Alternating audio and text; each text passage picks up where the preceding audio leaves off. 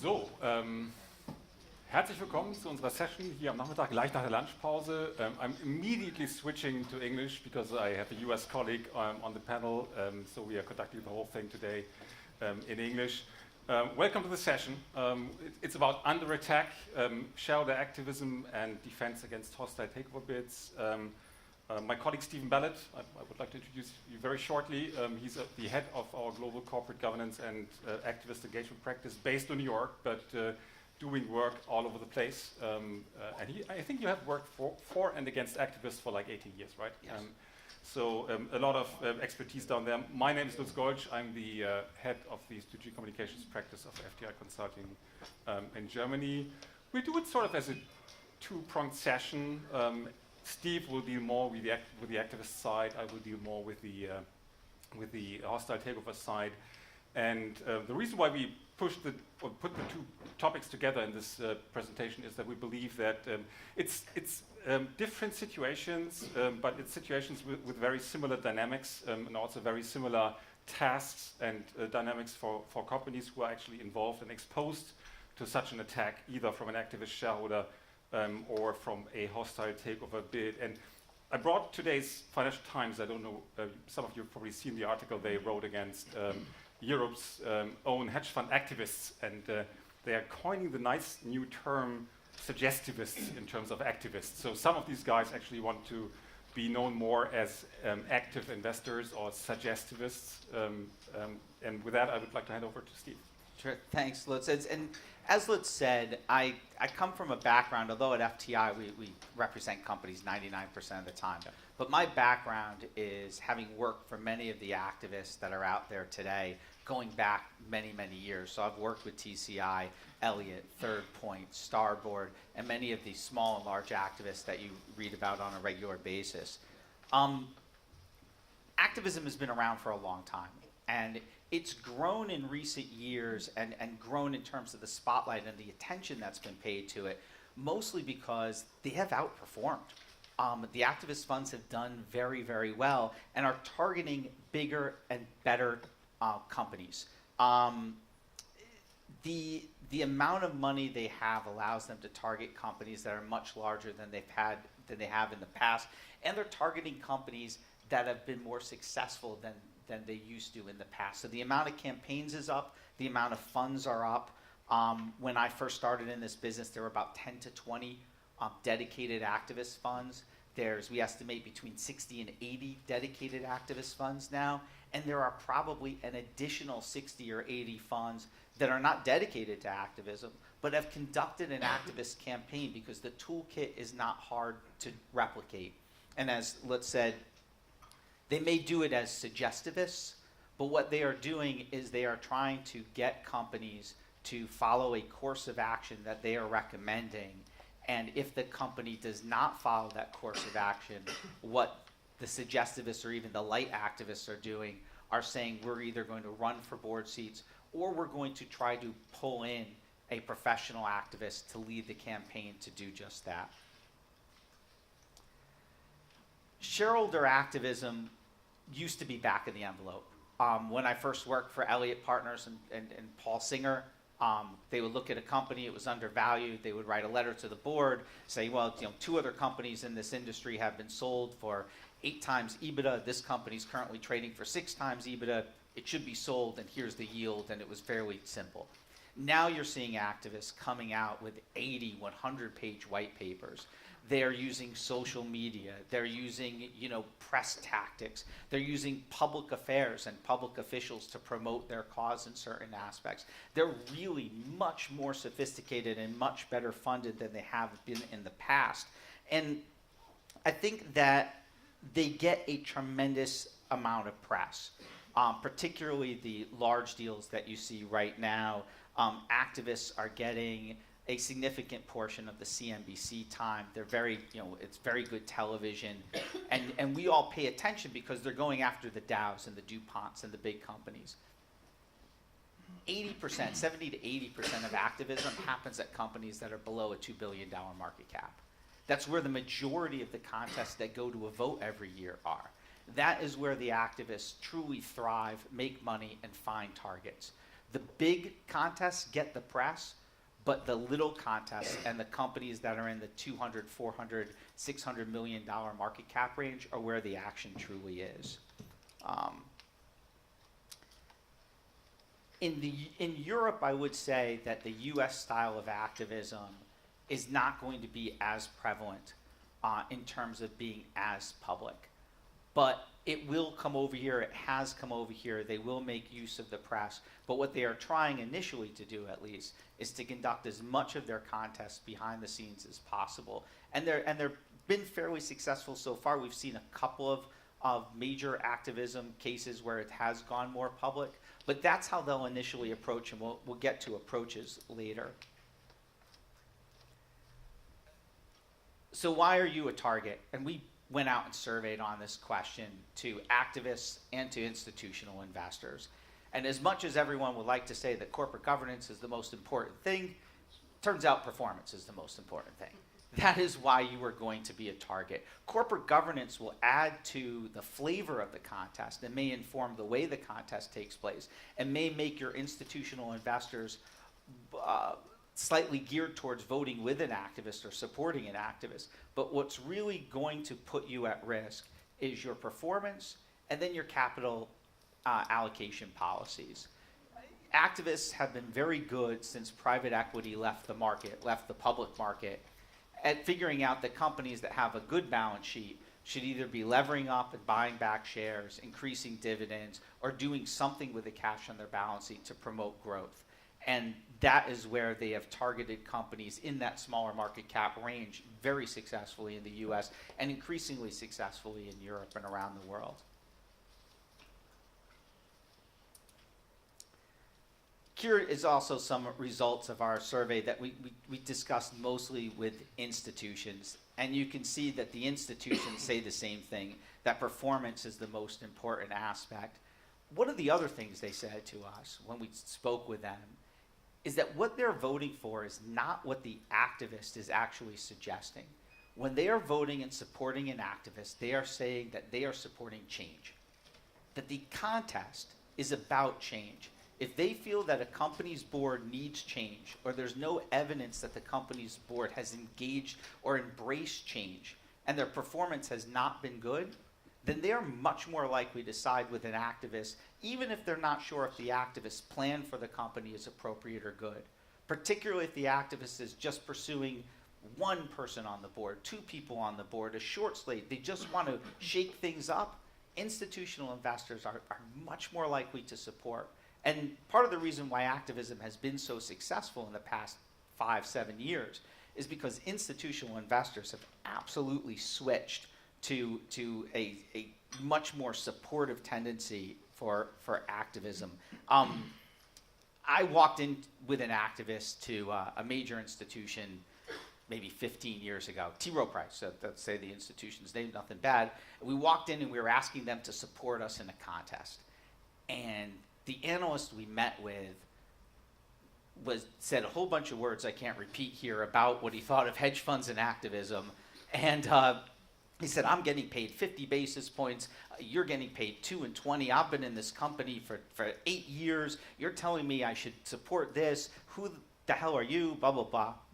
Went back to that same analyst maybe 5 or 6 years later. And they said, listen, I've got a couple of other companies I'd love for you guys to look at. That's the complete change that we've seen in institutional behavior towards activism. I was telling a group of people yesterday, if you go to an investor conference and you see a clump of people surrounding one person, chances are that one person represents an activist fund.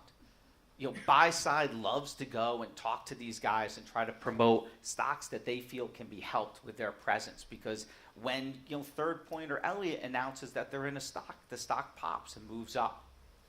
I think you're going to kind of talk about this. Just a few remarks on the situation in Germany. I think that everyone here in the room will be aware that sort of the classical M&A activists like Elliott have been around for a long time. I think the first time I remembered Elliott was in the game over here was probably when Procter & Gamble launched the bid for Wella, and that was in 2003, so 30 years ago. And they've been in situations ever since. I mean, a lot of you will remember the drama around McKesson, Celesio, and Elliot's role in that one. So we have seen funds like them all the time. Same is probably true for TCI, which is now back in the game with Deutsche Börse LSE after they had been in the game for the first time and basically were instrumental in defeating that first bid. They are now also in Volkswagen, as many of you have probably read, and in the context of the Dieselgate. I think in terms of suggestivists, the term that we read in the Financial Times today, we have seen the likes of Cevian in a very active role at companies like ThyssenKrupp and Bilfinger. And the new thing that we've seen now is that we are seeing basically homegrown, not European, but even German activists coming up in sort of small to mid-cap situations, like the current Stada situation, where a group of activist investors, as you all know, has bought a stake and is trying to elect a couple of their own people to the supervisory board, using corporate governance mainly as the main point of entry. And another issue that's mentioned here has been SKW, which has also seen an activist intervention on the recent AGM. So there is some movement, there is some action, which is beyond classic M&A activism, I would say, in Germany as well. So that probably supports your thesis that you've just mentioned, that it is gaining ground and also gets more and more support among long-only funds. Yes, and you know, it's not on this slide, but I'll address the kind of suggestivist issue. And activists, you know, we recommend that you engage with activists, that the engagement be substantive rather than simply tactical, that you have a valuable back and forth. But I think that we should be clear in terms of what activists want. Activists, whether they come over the top like Dan Loeb or Paul Singer, or whether they act like Cevian or Value Act, they are interested in you doing something. They might claim to be suggestivists. My mother would have been a suggestivist until she had to say that your father's going to come home and deal with this. That was the activist portion. So you know, there is the threat at the end that there will be action. And that's the reason why it works. And the reason why they're able to do so without actually launching a contest is because we're all here today talking about it. They know that companies are aware of the threat of activism and the success of activism, and therefore they don't need to actually go through with a contest. They believe that they can accomplish their goals behind the scenes. One of the new factors that's kind of a little bit more dangerous to companies, particularly smaller companies, is that there are a lot of new activist funds out there. And these funds don't have the history of Elliott or Third Point or Cevian or Value Act or a number of others. And what they have to do is they have a reason for being public. They're trying to raise assets. So when you're knowing who's targeting you, and we'll get to that, knowing who is attacking you is vitally important in informing your strategy for response. Here we have a slide that basically talks about what activists want and the different kind of ways they go about it. You know, to sum it up, when I represented an activist firms, we looked at companies and we had to answer a few questions. Number one, are they undervalued? Have they been underperforming their peers? Have they been underperforming certain benchmarks? And is there a reason to believe that the market is discounting them for some reason? Number two, is there something we can do to create yield? Is there something the company can do? Can they spin off something? Can they sell certain assets? Can they sell themselves? Is a change of management? Is one of these events going to produce yield at the company? And number three, do we think that there is a path for us to affect that change? Meaning, if you're 40% inside held, an activist is not going to target you. And if they do, they're really not a smart activist. They can pressure you in the press, and that has some effect, and I've seen it have some effect on some companies, so it's not to be entirely discounted, but it's not logical that they would be able to affect change at that company. The ones that they're looking to target are the ones that used to be founder companies where the shares are coming out of insider held and are now more open and the float has increased. Those are the companies that they tend to target most, that used to be run as kind of an inside shop and now are being run as, you know, as small public companies should be. if you've noticed, I'm not really good at speaking directly to the content on the slides. We'll provide them later, but there's a lot of language there, so I'd rather kind of get to the crux of what they're about. This is about kind of how you're going to be approached. It sounds a little bit like the mob. Here's how they're come at you. But when an activist is looking at your company, they're looking at your company, it says here 4 to 6 months. Sometimes it's years. They have a board. They have companies that they've met with, companies they've followed, industries that they really know well. If an activist has conducted a contest in your industry, they know your industry really well. It's easier for them to look at other companies in that industry once they've really done a deep dive. So because they're not staffed huge. There's 4 people, there's 6 people, there's 8, 20 maybe at some of the larger ones. So they may say 60, 70 people, but a lot of those are doing other functions. The true analysts are a small group. So they're looking at you, they're building up their information about you. They may reach out to you before they have ownership, conduct some just informal discussions just like any other investor. They may contact other investors. They show up at a conference. What do you think of this company? What's going on? And then they begin to build a position. It is not in the activist's interest to let other people know they're building a position because they've established reputations. As soon as they go public, other people will buy the stock and kill their margin. So they're not going to do that. But they may build a position. They cross a certain threshold, so they automatically become public.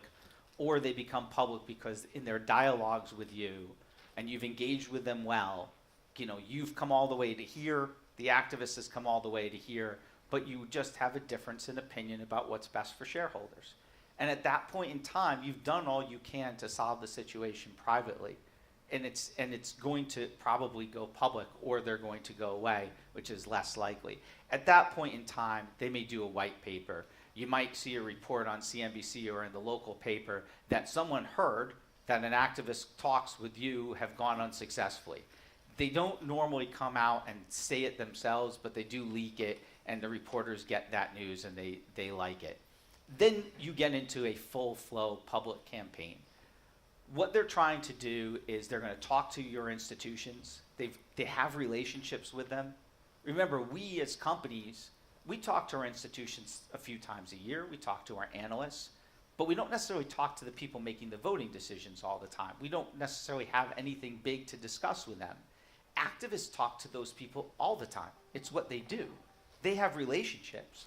They talk to ISS quite a bit. They talk to BlackRock quite a bit. They talk to Fidelity. They talk to State Street. They talk to all the index funds who we normally don't talk to a lot because we don't, they're not interested in the business aspect so much. They're index funds. But in an activist situation, they're crucial because they vote. And they take an interest in these situations and have been very supportive. And then there's, in M&A situations, it's normally a lot more public in terms of activism. What they're trying to do by going public is attract people, like-minded people, into the stock and to get them involved and supportive so that they can drive the vote or the pressure that they feel is necessary in order to affect change. This is an example of Carl Icahn here, and I guess for this example, I would say that this is an example of Carl Icahn and some of the stuff that he's done. But a very good example of this is Dow, and what Third Point was able to do with Dow, and simply putting out one website. Company had been responding very publicly, saying that change was not necessary, hiring people, doing a big show about it. He put out one social media website with a video, and 4 days later had 4 people on the board. It can be that powerful because that gets to board members and gets to people that are talking to board members, and everybody sees it. But it is, as you see, they get just a fantastic amount of coverage in the U.S. media. I'd say it's unbalanced in the U.S. It's very pro-activist because you know from being on companies that companies can't put somebody on TV to speak openly. You have certain rules and laws that you have to follow, but an activist can say everything. In Europe, I'd say it's used to be pro-company, and now probably is more 50-50. And that trend will probably shift simply because activists just give good copy, and newspapers love it, and TV. And here we have kind of the preparation. How do you prepare for activism in today's world? Listen, I don't think every company is a target, but every company should prepare as if they were one. And it's valuable in a number of different reasons. I mean, it gives you a chance to look at yourself from outside the bubble. We're all involved. We all meet. We all think we're doing the best job possible. But every once in a while, it's good to take an outside perspective and look at your company as if an activist were looking at it. What would they find? And that's just good in and of itself. And it also helps you prepare for an activist. So first of all, gather the data that's available now. There's so much that's available in terms of how do these institutions vote? If there's been activism in your industry, how did BlackRock vote? That information's available. How did Fidelity vote? How did some of your shareholders vote on these issues? In discussions with them, have you talked about, listen, we have a great relationship. If an activist comes or if a major important voting matter, I just need to know, am I talking to you or should I be talking to someone else? Gather that information now so that you're not scrambling when it occurs. Tweak your narrative for an activist situation. Incorporate change. When the board is discussing turnover and tenure, you have a weapon that we don't use enough of, your board. Get them in touch with people more. Use your board members in certain investor and very narrow investor situations, particularly with the large index funds that care about corporate governance. Introduce them now when an activist isn't there. So when an activist is, they have faith that the board is involved in actually doing something, and they have faith in that board process. I think that kind of, there's just a lot on that slide, but we'll send it to you. One other thing, do what's right for shareholders. An activist may suggest things and you may get pressure. The concept is you're doing what's right for shareholders, and that includes with the proxy advisory firms, particularly on compensation issues. And I'm talking mostly about economic activism, but on governance activism and compensation issues. You have to do what's right for your company and your company's shareholders. But what you have to do is come up with a way of explaining why what you're doing is right, instead of just saying that these guys don't understand us. And we're seeing a lot more companies in the United States produce one-pagers describing their compensation plan, because if you can't describe it in one page, it's difficult to get people to vote for it.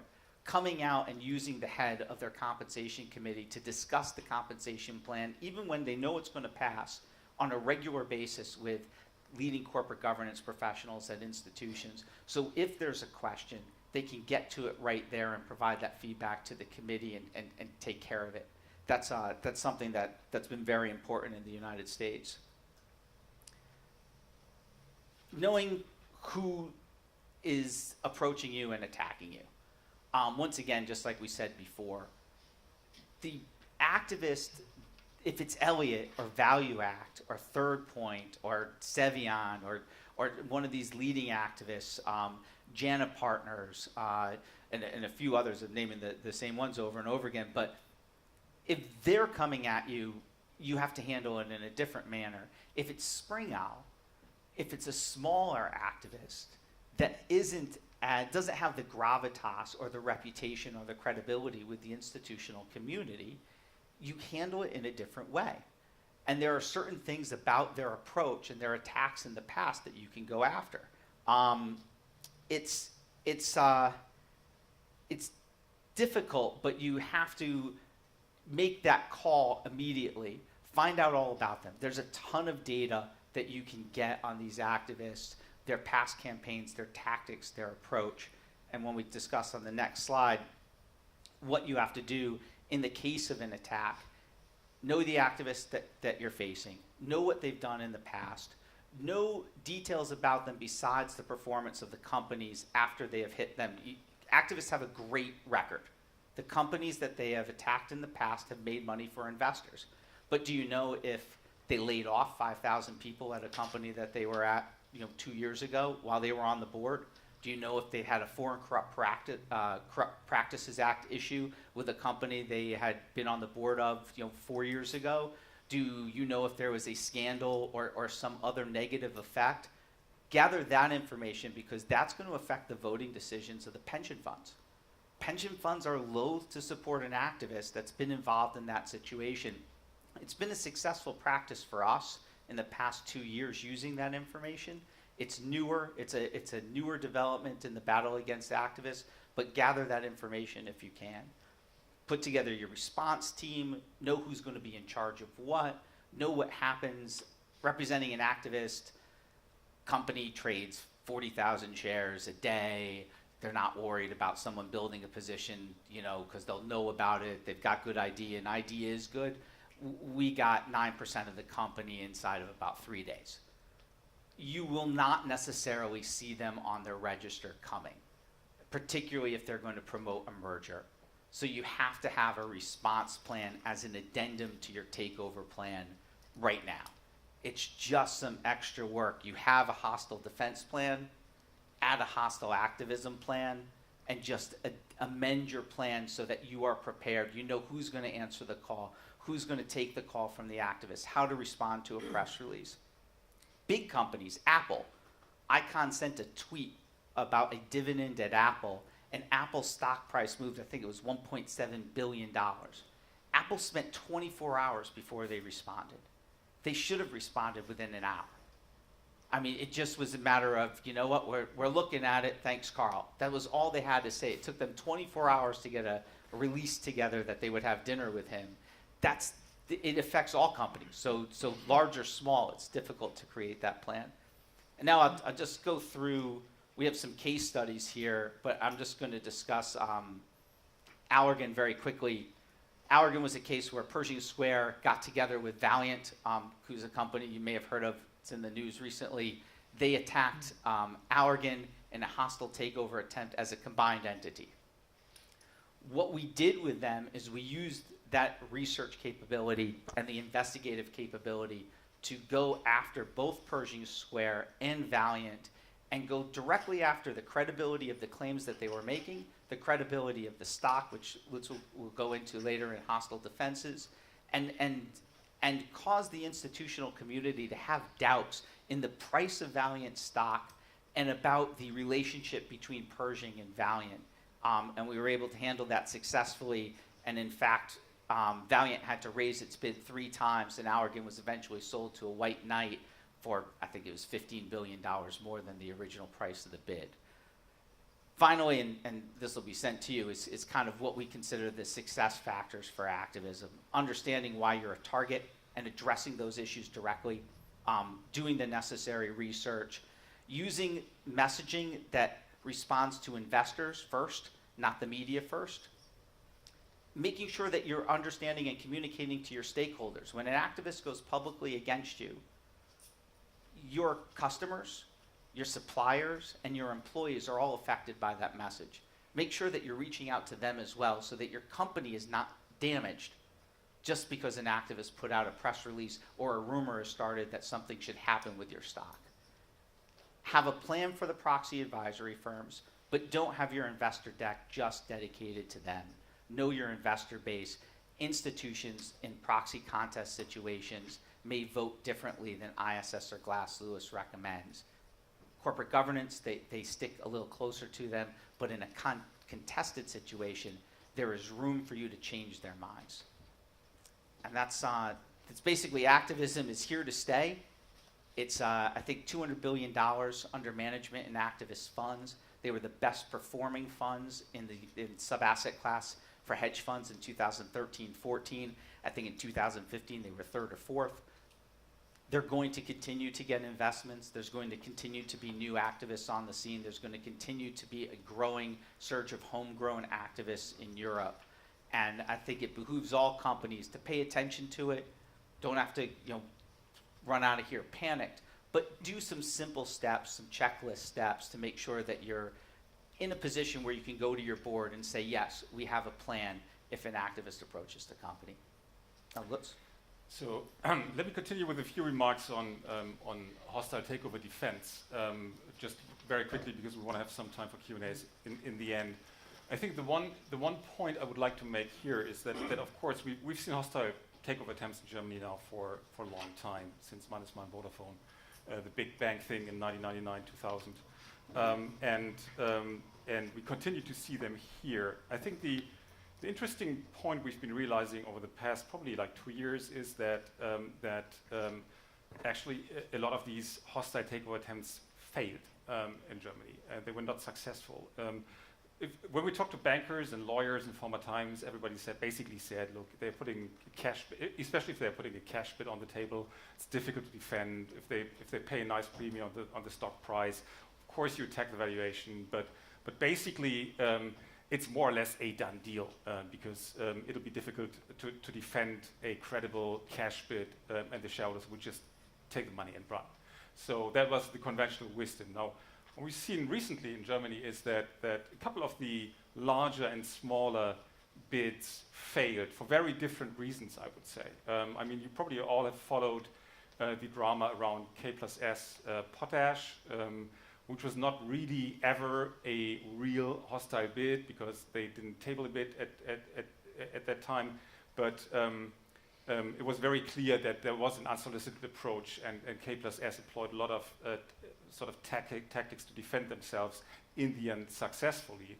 If you ask the CEO today and his shareholders, they're probably not as happy about that they defended it successfully at a share price of around 20, but it is as it is. We've seen a couple of other situations where the same thing happened. One of the most prominent is the residential real estate triangle we had at the end of last year with Vonovia, Deutsche Wohnen, and LEG, and which basically ended up in that hostile bid of Vonovia for Deutsche Wohnen, also failed. So there was a lot of basically 2 takeover bids within 3 companies. In the end, everything stayed the same, so no change at all for the moment in that industry. And we've seen smaller attacks even on companies, which was a little bit surprising, that had a majority family ownership, like Stahl, attack from Weidmüller, a sort of a classic Mittelstand German companies, a couple of 100 million, which failed in the end. But the interesting thing was that Weidmüller attacked Stahl, although they knew that it was 50%, that 50% of the shares were in the hands of family owners. They obviously had some hopes in breaking that community of family owners up, which didn't happen in the end. But we tried to talk a little bit about the factors that contribute to a successful defense in cases like that. Just if we look at the starting position of the 2 parties involved, I'm sure that everyone, or most of you, will definitely have a defense manual in the drawer, at least the ones who haven't got a 60-70% shareholder or even a 25% anchor shareholder, as an effective deterrent against a potential hostile bid. But everyone with a large or 100% free float will most likely have done that exercise at some point in time and done it in regular intervals. Nonetheless, even if you have that defense manual in the drawer, we still have that specific situation where the bidder, of course, can take like 4 to 6 months, similar to the activist actually, to just prepare for that situation, the actual approach of the target and making or announcing an offer, while the target has like 24 to 48 hours to respond. 24 is much better than 48 actually, but of course there needs to be a response out there immediately, so the target must be able to have at least its processes ready, and some communication and some ability to get things sorted out, to just react to the first approach and then define its goal and its strategy. So if you look at preparing effective preparation for these defense situations, again, it's a lot about analysis. I mean, Steve just mentioned analyzing the situation, the potential threat from activists. It's basically a similar thing that needs to be done for companies who might face a hostile defense approach. And the one thing where most defense manuals fall short is on content, because a lot of them are big on process, and you have all the phone numbers of everyone who needs to be alerted, and the advisors are defined, etc., etc. But actually, sort of doing a thorough analysis of who might be potential bidders. The universe is usually limited. What might their lines of attack be in that particular instance for that particular company, and what's their likely argumentation that they might use given the situation the company is currently in. That's one of the key tasks to actually do in these types of situations to be prepared for an actual approach, and then basically develop the entire program, get everyone prepared and the program ready to go. Monitor the situation, I think, is underestimated. I think at one point in time, a couple of years ago, we monitored a certain set of bidders for 2 years for a large DAX 30 company who was basically thinking there might be a sort of breakup bid against them from different sides, be it sort of purely a strategist, be it a strategist with a private equity company, combining in such situations. It's extremely important to keep track of how these bidders behave and whether there are any signs, not only in media, on what they basically say to the investor community that something might happen. The core arguments of most bidders are sort of predictable. I mean, it's always about, okay, we pay a great premium, it's hugely attractive to shareholders, so there's a lot of reason to take it. We have a fantastic strategic fit, sort of matching the business, we have matching business philosophy. We create a market leader in a specific segment. If you look at the current Bayer Monsanto bid, it's exactly that type of argument behind that, creating the clear number one in the agrochemical space. Portfolios of businesses, either complementary or overlapping, where you can do a specific argument, synergies, of course, that you want to raise, up to investors and financing, which gives us basically a good shot at defining a potential narrative as a company for defending against that hostile takeover approach. Because again, it's basically valuation plus X. I mean, you always attack the valuation in defense situations. The valuation and the currency it's actually paid in. I mean, it's a natural difference between cash bids and combined cash share bids.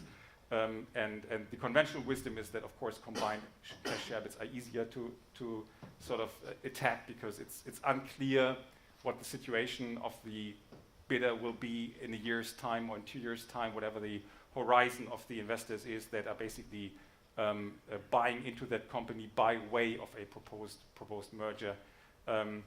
Strategy is the second big point to deal with. So contest the fit behind the companies, which I think was very effectively done in the Deutsche Wohnen-Vonovia case when Vonovia came along and basically said, look, our shareholders want it, and your shareholders want it too. Obviously, they didn't. It failed, and they didn't like the entire strategic rationale behind having a Berlin-centered real estate company and a national real estate company. The fit of the companies is something to look at. Dilution of a successful strategy, basically saying we've done a great performance over the years, following that given path. Mobilize customers in these instances. Synergies, third point, of course, because I mean, with synergies come problems and issues for shareholders and for stakeholders. Because if you look at, for example, closing down a headquarter of a company in a specific location, that gives you a lot of ammunition against the potential bidder.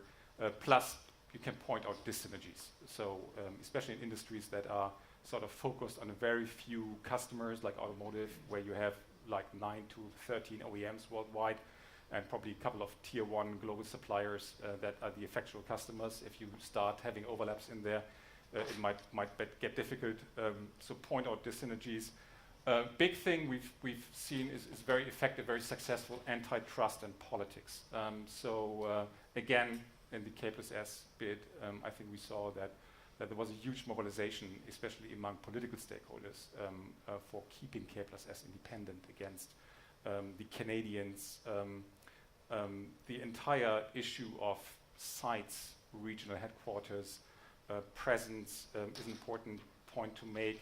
And antitrust, it's worth looking at that fairly early if you look at a successful defense strategy, because it takes a moment to see what kind of problems might be created in the antitrust sphere if you have a certain bidder actually coming after you. It's very valuable ammunition having it in the drawer if you can pull that out and basically say, this combination will face serious antitrust hurdles in Europe, in the US, at other places, and the undertakings that the other side is actually proposing will not work. So a lot of defense ammunition to mobilize here. And finally, probably one of the most important ones, employees and jobs. We've seen that in nearly all situations that one of the key players in your defense strategy is your works council and your works council chairman. And the question how he basically looks at that deal. When we advised a family-owned company from southern Germany on their bid for Continental in 2008, one of the key points in winning that bid against Continental was when the Works Council chairman of Continental came out and publicly said in the press, they are not that bad. Interesting owner. We should probably talk to them. And that was a major milestone in the attack on Continental and a major blow to the defense at that point in time. So their behavior, knowing what they feel about the current management, the relationships you have, your CEO and your management has with the works councils is extremely important, up to, of course, facts that you try to create nice photos and probably even help media by sending the photos directly to them if they hadn't had the chance to send journalists to that protesting crowd outside of the factory site. So I think the main case is, even if a lot of it in defense situations is about valuation, look at a 360-degree defense, which is basically touching upon all stakeholder groups, from employees to media, of course the analysts and institutionals, private investors, up to political decision makers, and be ready to engage with every of these groups after following a script, at least at the beginning, when you can basically try to follow a certain strategy for some time. At some point in time, you will have to make it up. You can only prepare so many scenarios, and after the second or third turn, things will be wide open for everyone, and you have to react. But sort of for the first immediate reaction to a hostile takeover approach, I think it's extremely important to have that ready and to follow these. We've called success factors for defense communications. Naturally, all that you do here in the room, a successful IR is the best defense against a hostile takeover attempt, because it makes sure that the market recognizes the fair value of the company. Identify the bidders, monitor them, and know their strengths and weaknesses. Know your own strengths and weaknesses.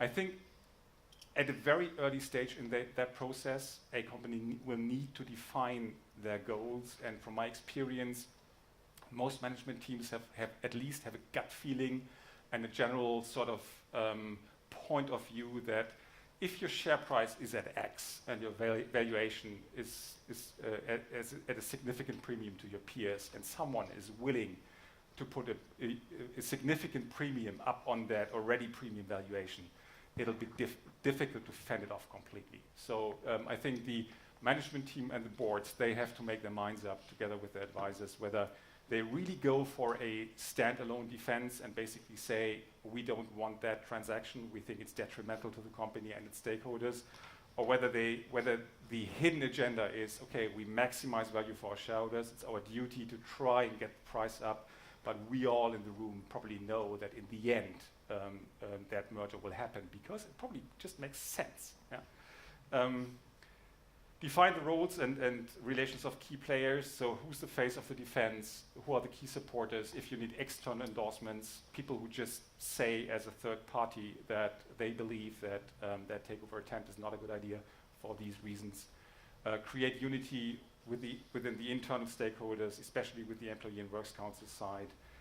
Have your relations to national and regional politicians in place. I think a company that basically ignores the political side for a long time and doesn't really care and only tries to mobilize a state minister or a state chancellery in the headquarters state here in Germany, when it's really urgent, I think they will see that it's difficult to get them mobilized if you haven't had that relationship before. Ensure quick response times, protect the company, and of course, always take the bid on price. But keep in mind that other factors, and we've seen that's exactly the thing we've seen in recent times, other factors besides valuation may well win the defense in the end. So I hope we just pointed out a few touch points between the two areas of how to deal with activist investors, suggestivists and others, and how to deal with hostile takeover attempts, because the situations are fairly similar for companies, and the things you need to do and should do are also pretty similar. With that, I would just like to open the floor for questions.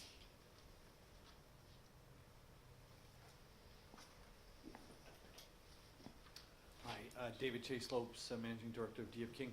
Steve, as an American, I'd just like to get your views on how strategies of activists have changed, or around things like, maybe let's call it European strategies such as creeping control, which seems really old school when you think of what you do in the United States today. Do you think that creeping control still works for investors who are not the activists? In terms of using that as a defense strategy, Or to attack, to essentially use the limits of identification to creep into the shareholder base and surprise people, but then not really have a strategy, but almost like a modern green mailer in a way. Yeah, I think it's interesting. The holy grail for activists used to be trying to get effective control of a company that brought in a lot of cash, because in a sense you were creating a fund that you can use to fund other activism.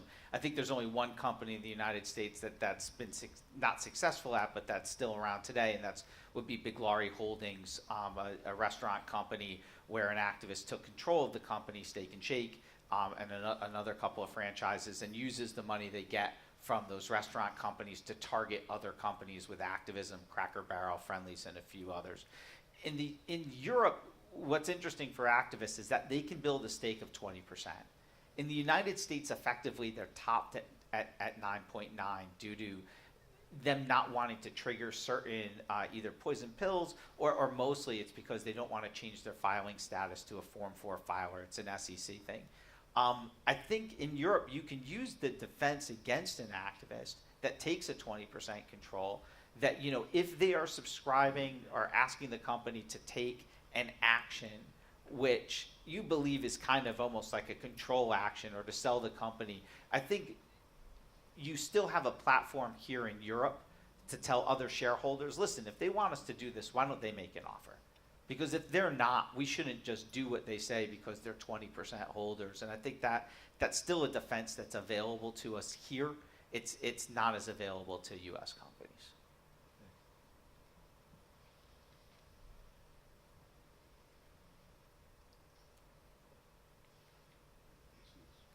Any other questions? Yeah.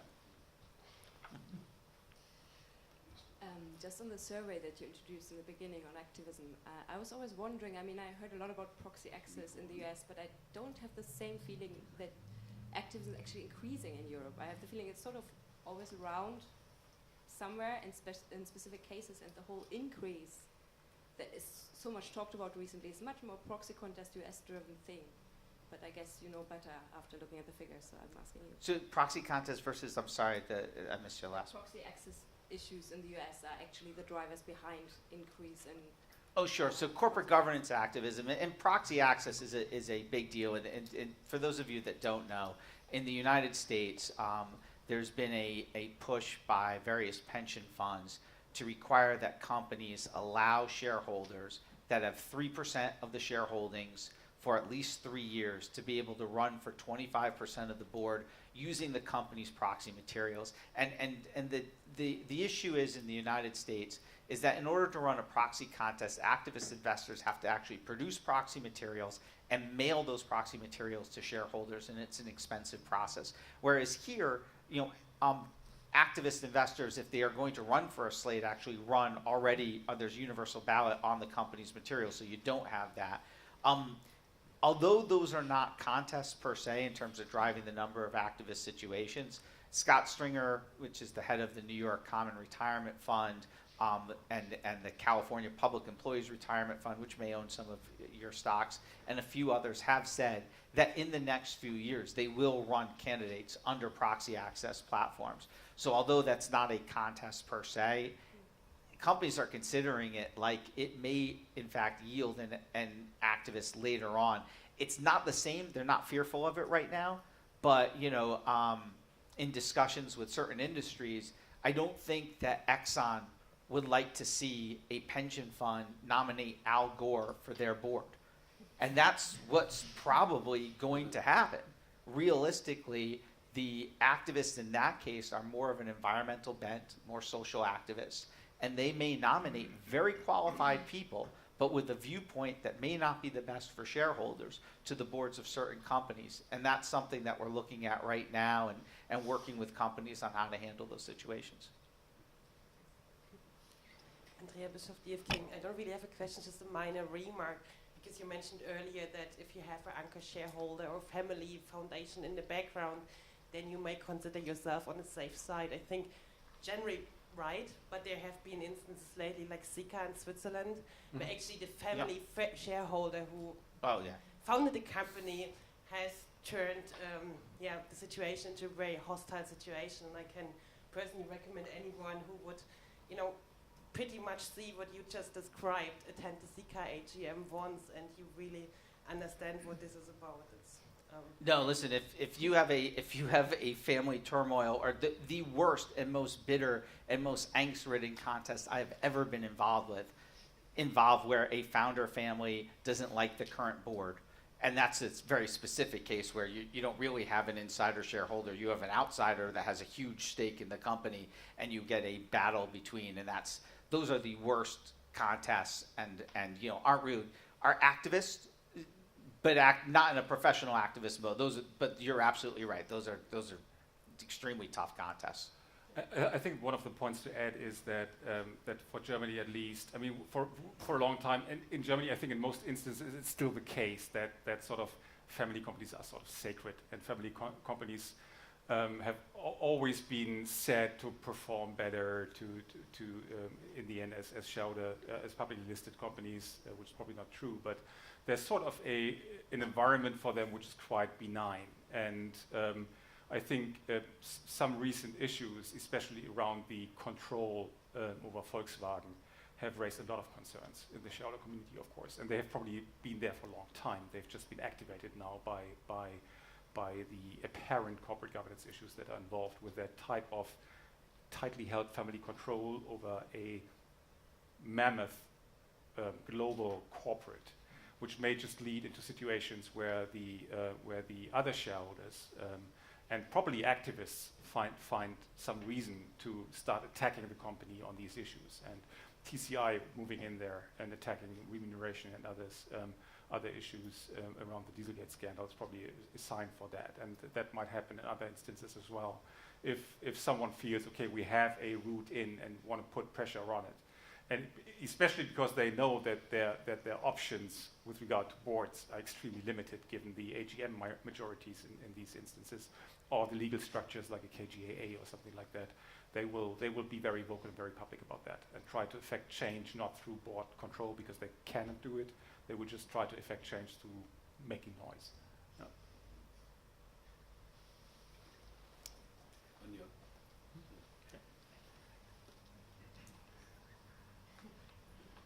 I've just a question concerning the targeted media campaign you were talking about.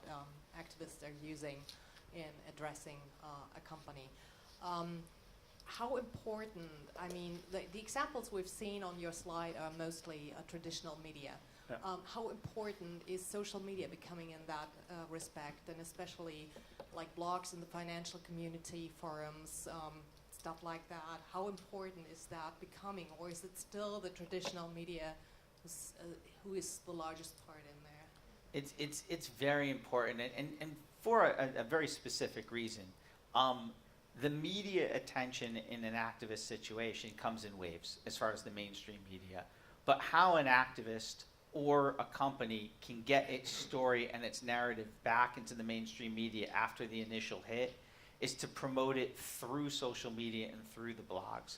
Creating a microsite where you can gather all the information and send reporters there and send interested parties there to begin the stories again.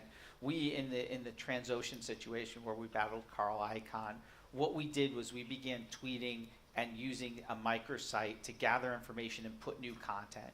And although the traditional media was ignoring that content at certain portions of the fight, social media and bloggers weren't. And as bloggers began to produce stories on these issues, mainstream media paid attention to the bloggers and brought our story and our narrative back into the mainstream in a way that we couldn't directly influence. And so that's where it's very important. And on the activist side, they very much understand this. I mean, if an activist is in the stock, Seeking Alpha is writing about it constantly. They have their friends there. Various other blogs are writing about it and promoting the story to a wider audience. Besides in other research work we've done in the United States, as far as analysts at the buy side and the sell side and their average age and where they go to get information about a company, I mean, it's Twitter first. It's the Wall Street Journal and FT are way down the list. So that's, you know, where they're first looking at information if it's popping up, and we want to be there and have our story in front of them. So very important.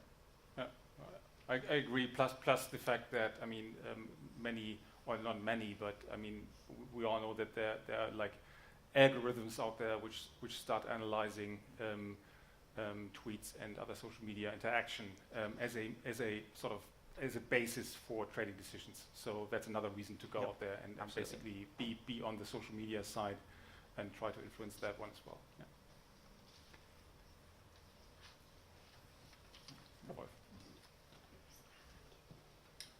Most recently, we saw a development where short selling started the campaign, so they went short in a share and started a campaign that something is wrong with the company, which came overnight, which came very drastically. And what is your advice? How should we handle that topic? You mean muddy waters and the attacks, the recent attacks on various stocks? Yeah. It's extraordinarily difficult because what short sellers do is they package or repackage various arguments that may be valid. You know, we don't believe this is worth that. They put them all together and they make it seem like there's a constructed effort by the company to deceive shareholders. And what happens is they get into it. They quickly tell their buddies that they're going to announce it, and basically there's a cascade effect which triggers certain algorithms in larger holders so that you get a very, very big down. Two things that you can do. You go out with statements of support and statements that say that obviously what they're saying is not true. You have to make sure that you're complete in those without being overly verbose, because if you don't respond, if you're going to respond to specific allegations, you got to really hit them all, because what you don't respond to will be taken as true. So some type of all-encompassing response without too much specificity. And then there's certain tactical things, because it's very, very difficult. You're going to have to work with your investors. You're going to have to do one-on-ones. You're going to have to get out there. But one of the things that I was talking with doing some counsel on this, in fact, issue this morning, getting your insiders to buy. That's an appropriate time for insiders to buy stock. It makes the news. It is probably the one thing that can truly say to outsiders, if they think this is a buying opportunity, maybe I should think it's a buying opportunity. And it's a way to get press. Because when the press covers the short, if you say that the CEO just bought 10,000 shares or whatever, the press hops on that too, because they believe that that's putting the money where the mouth is. Retail likes to see it. It appeals to the media. And it also appeals to investors. There's certain algorithms that go when insiders buy, people take a look at those stocks and pile on. But once again, shorts are devastating because it's basically legal slander. They don't have to prove the support. Legal actions against those people are not good. And by the way, when they announce their short position, probably that day they have bought the hedge and they're out. They might not be effectively out of their short, but they bought some derivative that captured the margin they got, and they're gone. So it's really a terrible situation for companies, and we're going to just see more and more of it, particularly in tech or particularly in companies where valuation is difficult for certain assets that they own.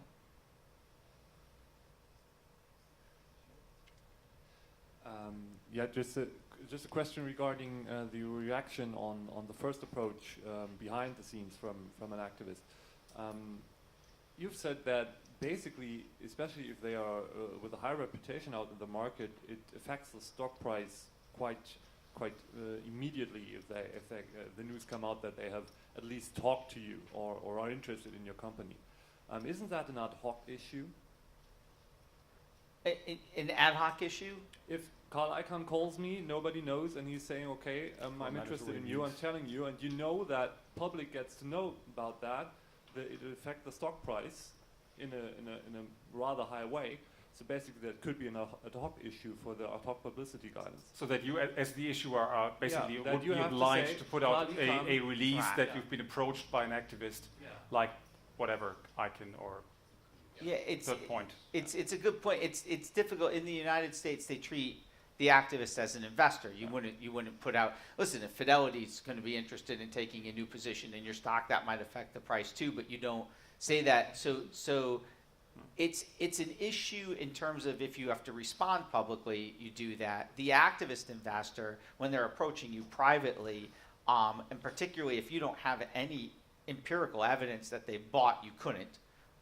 They talk to many companies, but if they've bought in past a filing position, you also have a duty as a company for confidentiality.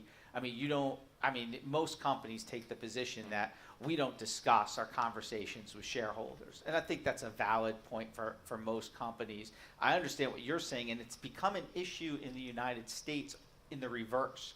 Activists have just formed a lobby in Washington, D.C. because there's a lot of companies out there that are saying, well, activists, before they reach the filing amount, before they reach 3% here or 5% in the United States, they go over the amount, but they have a period of time before which they have to file in the U.S.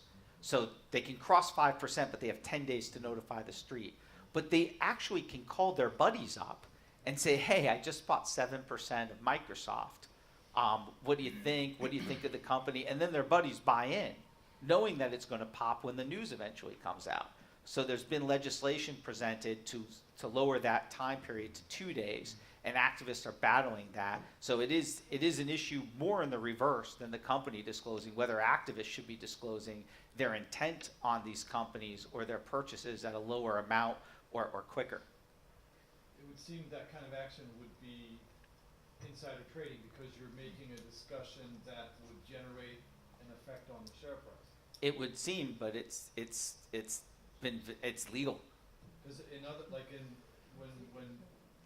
example, in the United Kingdom, which is a different market, when we did the Vodafone thing in 2007, we had to go to Queen's Counsel and get a safe harbor to talk to the other activist hedge funds to say, if we do these things, the price will probably move this way, or we would have faced jail time. Yeah, that's the companies, and that's the company's complaint, and that's why legislation's been introduced. But according to the Section 13D of the code, right now activists are allowed to discuss their positions in companies, just as investors discuss their positions in companies. It's considered normally that you would not want to discuss your position because it would hurt you. But once they've built up a 7-8% position and aren't going to buy anymore, they claim they have no reputation with the press. That's not their fault, but they do, and they're not encouraging people to buy. They're just notifying them of how much they own. I